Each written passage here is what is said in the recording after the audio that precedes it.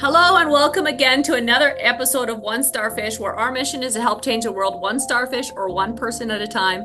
As always, make sure to rate, review, subscribe. That's how we get the word out. I'm excited for our guest today. Freddie, I believe, is down in Florida. I think that's right. Yes. Perfect. In the financial industry for the last 10 years, we're going to get into a lot of that. Came from the policing industry, so big transition. There's a couple kids, the whole family thing, doing some incredible things. Has some different views on finance, so we'll get into that. But welcome to the show, Freddie. Thanks for having me. Awesome. Well, let's get into right away because this intrigues me. What got you from, how long were you a police officer and got you from that into wealth management? Well, I started on the police department. I was pretty young. I was in my early 20s. And, around my 12th year, I wanted something different and I wanted to build wealth. And so I started really learning a lot from wealthy people and got all my certs to be a wealth advisor. And for about 6 years there, I was having two careers. My financial office was literally across the street from the police station, so I was like running across back and forth across the street there for several years, and helping police officers and firefighters retire and all that stuff, which was great. And it's been a great transition for us, and we're happy with it. Started a firm. I wanted to have it. At first, I wanted it small, but it got really big really fast, which is, certainly not a complaint of any means. So what got you into wanting to get into wealth in the first place? Like why did you all of a sudden had a shift that you wanted to get into wealth? And then who was a catalyst that started you down actually becoming a wealth advisor? I started noticing that, being around more wealthy people and their how they thought differently. They had their different attitudes, and not working as a police officer for a very average salary, especially at that time. It's like, why? There's something else out here that I can do, and how do you do that? And I think anything, you talk to the people that you want to be like, and you say, hey, how did you do this? If I want to be an astronaut, I'm going to talk to astronauts, right? So, and I would say my first real estate broker was a pretty big influence on that. He's really brash. He's unapologetic for becoming wealthy. Kind of says it how it is. Oh, like Grant Cardone. And yeah, definitely a personality, Yeah. for sure. And said things like, yeah, wealthy people, we don't pay taxes. I'm like, wait, what? And like, how does that work? And going down those rabbit holes, and legally, by the way, not paying taxes Right. legally. And just learning. And when I realized there were two different games, there was the game, what I call checkers, that's being forced on the middle class and kind of taught like this is what you do, right? And but there's this other game that the wealthy play, which I akin to chess, and they're not the same.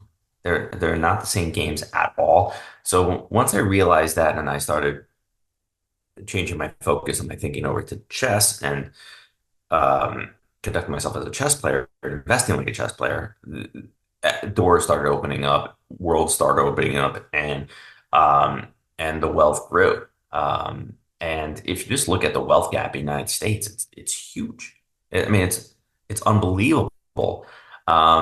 So if the things that we, you know, are telling the middle class, like this is what you do, and that is clearly not working, right? It's the wealth gap is not shrinking, it's getting larger. So why are we continuing to do the same strategies if we know with all this data, 30 years, 40 years, that it's not working? So, but I'm not saying there's anything wrong with checkers. Okay. If you want to be a checkers player, I want you to be a great checkers player.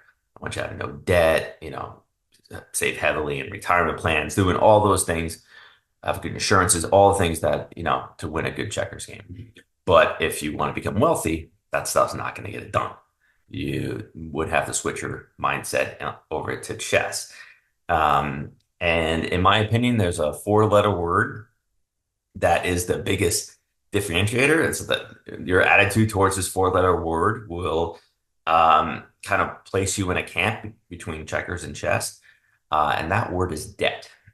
Your attitude towards debt will just almost decide for you. Because if you're a checkers player, you want to stay the hell out of debt. All right. No, pretty much of any kind. If you're a chess player, you actually want to get into as much debt as possible. But when I say debt, I don't mean consumer debt. I don't mean running up your credit cards. I mean debt that's going to produce income. So those are, the two games. And I wrote a book called Playing the Wealth Game that really it's a self-discovery book. By the end of the book, you should know whether you're a checkers player or a chess player, and you should know whether or not you want to switch.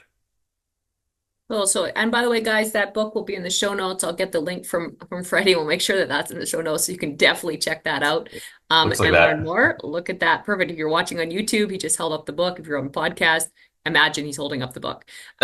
So what do you think is the biggest difference? You talk about checks and checkers, and for a lot of people, this sounds very cryptic. I don't know if that's the right word for it, but yeah, it sounds great. But like, what are some specific things that you find that someone in the middle class can do to become wealthy? Understanding real estate. I think that's one of I wouldn't say easy because it's not easy. Just the concepts are, I think people in the middle class can do it. And it's just the scale, right? Um, Understanding how real estate works, the pluses and minuses of it, how to invest, where to start. You can start small in real estate. You don't have to start huge. Um, and really understanding how that game works, I think could be really beneficial for the middle class. Understanding businesses, understanding how taxes work. I don't, people say like, what book should I read on I don't know, investments. I'm like, well, after you read my book, you should read a book on taxes because taxes are a guide. It's like a big coupon book. I don't know how old your audience is, but if they're over 40, they're going to remember what the entertainment book was. Like, that book, big fat book full of coupons. Um, that's pretty much what the tax code is. It's a big book full of coupons. And if you know how to use them, it can be great. If you don't know how to use them or you just decide I'm not going to use the coupon book, well, then things are going to be more expensive for you. So it's basically understanding those games. But yeah, definitely real estate businesses as well. So playing The devil's part, advocate, I know a lot sure. of people that have gone into real estate and have lost a lot of money and have gone completely bankrupt and not gone good. So what's the difference between that and people like you who have become successful doing it? Well, there's getting into real estate. There's a lot of there's a lot of avenues you can go down, and some of it, in my opinion, is not really getting into real estate. That's my personal opinion. I'm talking about owning doors, owning property you're going to rent out long term. That's going to develop income, develop cash flow. A lot of people, they think, well, I'm going to buy a vacation home, or I'm going to buy this. Or Airbnbs, or flipping, or something. I would urge people to start with the basics first and not over leveraging. When people get over leveraged, that's when it becomes a problem, or they don't use any leverage at all, and that's also a problem. So taking your life savings and sticking it all into a property, probably not the best idea, right? Because now it's illiquid, and you're gonna have if you run into some trouble, you're gonna have a hard time. But using debt correctly, debt is like fire. If you use it correctly, eats your food, keeps your house warm. It can be really great. You can sing around a campfire, great. But if you let it get out of control and let it do whatever it wants to do, it burns that forest down, burns your house down, wreaks havoc everywhere, right? So people need to really understand how debt works, how to use it, and how to use the tool correctly to increase your wealth. So, I mean, real estate is, I feel like I'm definitely one of the few financial advisors out there, few wealth advisors out there who understands and believes in real estate and business ownership. If you want to play chess, but if you don't, then just don't go screaming at the moon. Why are the rich keep getting richer? So this sounds like a lot to take in for someone that's not been raised around that. So where does someone start with figuring that out? And yeah, well, like if you sat down with someone and they're like, "Hey, Freddie, I want you to be my financial advisor," where would you start them to learn where to go? I would start by making sure their checkers game is good. You know, Okay, you explain it's more. so it's basically having all those pieces in place, giving you the position, putting yourself in a powerful position to be able to move over the chess if you want to. And what are Uh, those pieces that need to be in place to play a good checkers game? I don't think some having people even have a good checkers game. Yeah. Okay. So having your good savings accounts, having your good investment accounts, having debt capacity, okay, meaning you can take out debt and it won't ruin you. Um, Being able to afford the life you're currently living, right? And also the mindset, right? Working on that mindset. That's huge for all of this. If you don't have the correct mindset, it it generally won't work well for you. So yeah, just having that good checkers game and then deciding whether you're going to move over to chess or just play a darn good checkers game with having good insurances, all the standard stuff that you hear all the time.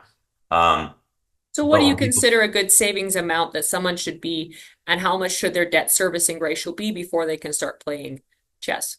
I think it's up to the individual person. I'm like, there's all these numbers out there, but I don't really, I don't use that. I don't say that as like a standard, right? Because it also depends on what your job is, right? So Mhm. there's all these, uh, yeah, numbers they throw out there. You should have 3 to 6 months worth of salary saved in the bank, right? But okay, what kind of job do you have? Okay, because I have firefighter and police officer clients, right? They don't need 6 months of dead money sitting in a bank. They need some money sitting in a bank in case like the HVAC unit goes out of their house or like, the roof needs to be replaced or something. But they don't need all of that savings because they have job security. Like police and fire doesn't get laid off. Um, but other jobs may be different, right? That job security may not be there, so you might need more than other people. But once we get to that where we're comfortable, right, we have the money, we're in a good position. Now, okay, do we, what do we want to do with this? Because I want your audience to really understand this. The market will not make you wealthy. And I will give you evidence right now. I want all your listeners to think about the market over the past 10 years, right? 10 years, bull market, everything's going up, right? S&P right now, I think is at an all-time high, right? At least it was a couple of days ago. Um, and who got wealthy? Did any of your friends become wealthy? Did you become wealthy? Did anybody you know, anybody that you know, someone else that knows? No, because the market doesn't do that, right? The market is a great tool, and that comes from the person who makes money by investing other people's money in the market, right? But it's just one cog in the wheel. It's not the wheel. So being able to have that money ready to go if you need it, but the goal, if you want to play chess, is to never use it, right? Is to use other people's money. One of my jobs as a good wealth advisor is to make people look really good to a lender, to somebody who has money sitting in a vault somewhere that they can lend out to that person. and that person can buy something that's going to generate cash flow, and that cash flow is going to service the loan while their assets continue to grow. So once you have that mentality, and you accept it and you start doing well with it, it's almost I feel like it's impossible to go back to I'm going to put money in this account and watch the financial grass grow for 30 years. So. So, what are your thoughts on being your own bank? That's a huge thing that's going around these times, using insurance to be your own bank. What are your thoughts on that when it comes to lending? Okay. Yes. It's not impossible, but I wouldn't say many people are in, I wouldn't say a lot of people are in a financial position to actually do it. Tell me more Okay. about that. Okay, sure. Um, uh, let's say you got a huge inheritance, right? And now you're getting all this tax-free money that's coming in from this inheritance. That Mhm. inheritance goes into a high early cash value policy, right? That you're talking about with the insurance. Mhm. And then you stick it in there, and then you borrow the money out Mhm. to purchase an asset, Mhm. right? You purchase a property, you start your own business, you Yeah. start doing something, and then you're going to pay yourself back. You're going to pay your bank back, right? Right. Into the policy. Yeah. But where people mess this up is they think they can save their way to it into the bank. It's not like it's not you need the money in the front of the policy to really do this correctly. Not not just purchasing a regular old life insurance policy and thinking you can borrow money from it. It will take so long for that cash value to build up to the point where you're going to be able to borrow money out of there to purchase that asset. So you need a lot of money in the beginning, is my point, to do it correctly. Now, and here's the other thing about those types of infinite banking structures or whatever whatever. There's a lot of names.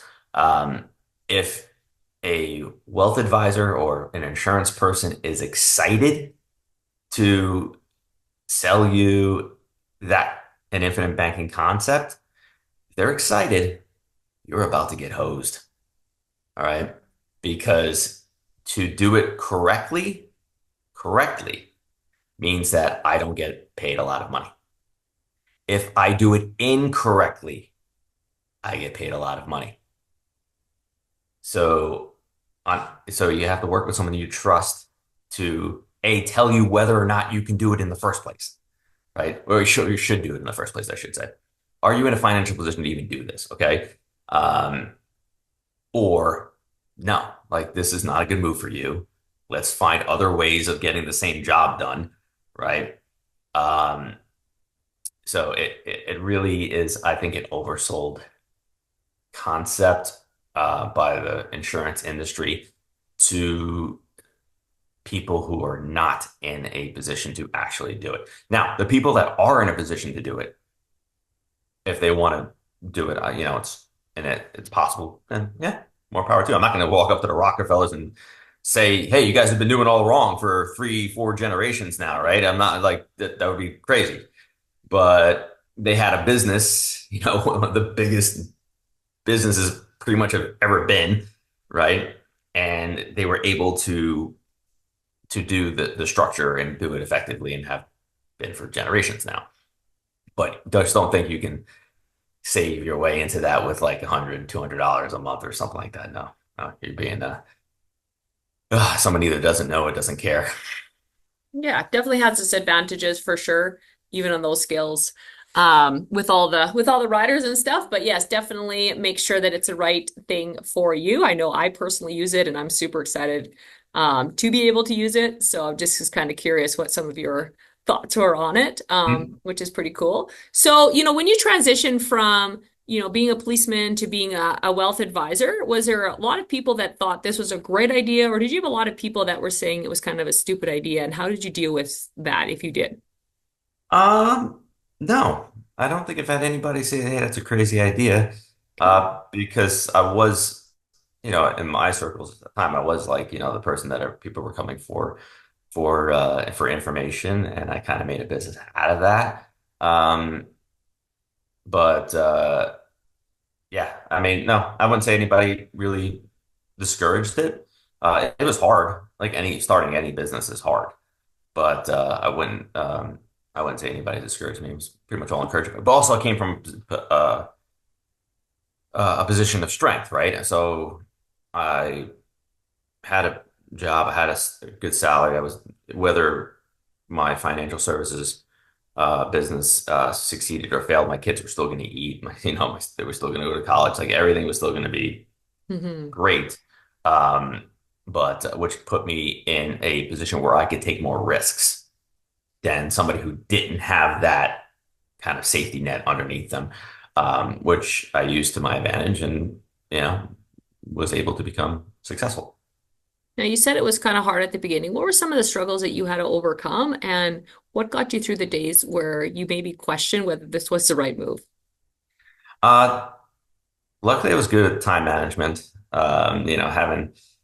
Having the career plus, having basically two careers and two small kids, especially at that time. And I just kind of said to myself, hey, I'm going to do this. I'm going to work like crazy, but I'm not going to miss my kids' events. I'm going to be there for everything. Um, and people, I'm not going to let people see how much of a struggle this is. Um, I'm just going to smile and keep moving through it and to keep powering through. And if you have that kind of mindset, I think you can get through tough times with just about everything. Because you know, I read a good quote somewhere that when I first started, I slept like a baby, woke up every 3 hours and cried. And I can definitely say like definitely empathize with that statement. That's good. I like it. So just having a lot of time management, structure was really helpful. Just curious, if you, and maybe you don't even know, I'm just curious, people get into whatever business, and this is a big part. Did you do a lot of cold calls and or if not, how did you grow your business organically? I started with my market. Started with people that I knew Mhm. and people I knew trusted me, and I, I developed a reputation for being very extremely honest, and I'm extremely honest. I don't, you know, uh, pros and cons. There's pros and cons to everything, right? So Mhm. I think if you're in business and you explain the pros and the cons of even a product or service of what you're selling, people generally like that and trust you, and that kind of just grew and grew and grew, Mhm. and get good at something, be known for something, whatever that niche is. Um, because people hang out with like-minded people. People hang out with people that are in the same businesses or at least ancillary to their own business. So having that good word of mouth really, really helps, in my opinion. That's cool. I like that. So in wrapping up, I always have three final questions, and then anything that we didn't touch on that you think we should definitely leave our listeners with. I think this is a lot for a lot of people to work on. Get your checkers game good, and then work on a chess game. That's kind of what I got out of Mhm. it so far. But first and final question is: if someone's looking for their purpose, what's one sentence you would say that could help them find it? I feel like you found your Well, purpose. what makes them happy? Think about what makes them happy. What do they like? What do they like talking about? I really only like talking about two things, and that's finance and baseball. I don't like, I talk about other stuff, but I mean, it's the only two things I know, and I could be like an authority on. So I like talking about those two things. Mm-hmm. Um, you know, I don't really know enough about other things that really have an expressive, educated opinion on. I have an opinion, but I'm not like I don't know. Right. So I try to steer away from that. So whatever people like talking about, I think that might be a really good indicator of what your passion is. And then figuring out from there what you could do with that thing to become successful at a business. Sounds good. I like that. Number two question, what's a favorite quote and why? Successful people are people willing to do the things they don't want to do in order to get where they want to be. That's Right. true. So if you're willing It doesn't mean you want to do the things. It just means you're willing to do those things. And sometimes you got to do it like you love it Mhm. to, you know, to get to that goal, whatever it is. I feel like that's the case in anything, right? Mhm. My son plays baseball. He's 13 years old. He's playing on a great travel team right now, playing with some of the best kids around, and wants to get higher, wants to see how far he can take it. I'm like, well, are you willing to do the things you don't want to do Mhm. to reach these goals? So I would say that I don't know who said it. I feel like I've taken it into my own, but I didn't say it. I'm not taking credit for the quote. Um, Okay. but that one's really I think the most important to me. That's good. And number three and final question is what's one word or sentence you want on your gravestone? Great father and husband. Cool. So you walk into someone in the coffee shop and they, are going to get your book, but they haven't quite got it yet. Maybe they did. I don't know. They listen, they're working on their checkers game to get to the chess game. What's something we didn't touch on today, Freddie, that you think would be really impactful for our listeners? Open your eyes. Just open your eyes. Like ask questions. If when people say all the time, like to me, like, well, don't most people do this? Some financial strategy or other. And I say, yes. Do you want what most people have? Because if you want what most people have, we'll do this. But if Hmm. you want something that's uncommon, you want uncommon results, you can't do common things. Hmm. So open your eyes. See what are they doing? What's the proverbial there, right? So what are financial institutions doing? Are they doing the same things that they're kind of explaining to you to do, or are they doing something different? Right? And that's a chess game. That's the total chess game. I mean, you can ask yourself simple questions like, how the heck can life insurance companies have their best years during and after a life-threatening pandemic? How is that possible? What you insure is life is dying. How can you have your best years? You can, like, if you've had bad years, but not terrible years, I would say you're still a darn good life insurance company, right? But how can you have your best years during and after a life-threatening pandemic? Well, they're playing chess. Um, doesn't mean they're Yeah. doing anything wrong. It actually means they're doing things right. But are they doing the same things that you're doing? Are they doing the same things they're telling you to do? So, yeah, I would say that's, watch where people's feet move instead of just listening to what they say. Awesome. I love it. Well, guys, like I said, we'll have all the information in the show notes. Check out Freddie's book. We'll have that there. I'll make sure I'll get that from him. So, make sure to get the book, learn how to play the chess game after you play the checkers game. And let's go out there. If we can change one life or one starfish at a time together, we can change the world. Thanks so much, Freddie, for being on. Thank you. Have a great day.